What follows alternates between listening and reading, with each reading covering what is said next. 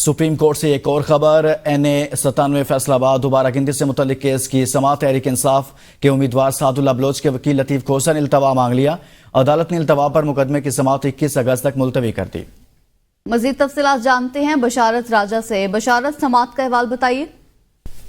جی، یہ supreme court NA97 فیصلہ آباد دوبارہ گنتی سے متعلق کیس کی سماعت تھی، اور اس کیس میں تحریک انصاف کے امیدوار سعد اللہ بلوچ کے وکیل لطیف کھوسہ نے عدالت سے التوا مانگ لیا ہے، اور ان کی درخواست پر سپریم کورٹ نے کیس 31 اگست تک انہیں ملتوی کر دیا ہے۔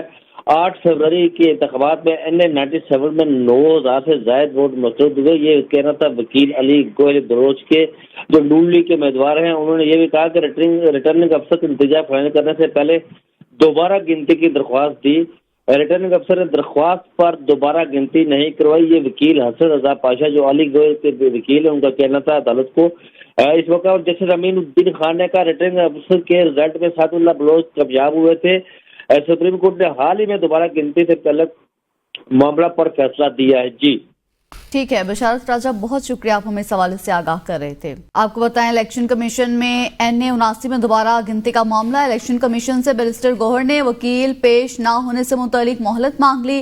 الیکشن کمیشن نے NA97 میں دوبارہ گنتی کے کیس کی سماعت پیر تک ملتوی کر دی۔ الیکشن کمیشن کے 3 رکنی بینچ نے NA97 میں دوبارہ گنتی کیس کی سماعت کی۔ الیکشن کمیشن میں NA79 میں دوبارہ گنتی کے فریق احسان اللہ ورک کا وکیل پیش نہیں ہوا ہے۔ اس خبر سے متعلق آپ کو آگاہ کر رہے ہیں، الیکشن کمیشن میں NA79 میں دوبارہ گنتی کا کیس پیر تک کے لیے ملتوی کر دیا گیا ہے۔ بیرسٹر گوہر نے وکیل پیش نہ ہونے سے متعلق الیکشن کمیشن سے مہلت مانگ لی ہے۔ الیکشن کمیشن میں NA79 میں دوبارہ گنتی کا کیس پیر تک کے لیے ملتوی کر دیا گیا ہے۔